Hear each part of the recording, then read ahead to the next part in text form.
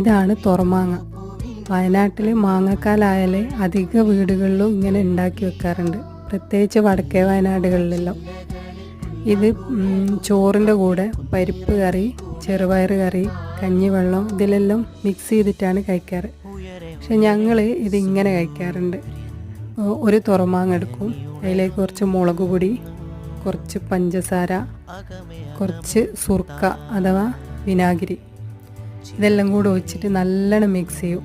ഇതിൻ്റെ മിക്സിങ്ങിലാണ് കാര്യം. മിക്സ് ചെയ്യുമ്പോൾ തന്നെ നമ്മൾ പകുതിയും കഴിക്കാറുണ്ട്. നല്ല മിക്സ് ചെയ്തതിന് ശേഷം അതെടുത്ത് വെക്കുക.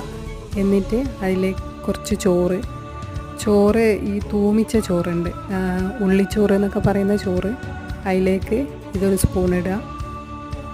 ഒരു മുട്ട പൊരിച്ചത്, ഇത് മാത്രം മതി ചോറ് തിന്നാൻ. അതൊരു പ്രത്യേക ടേസ്റ്റാണ്. ഇതെല്ലാവരും ഒന്ന് ഉണ്ടാക്കി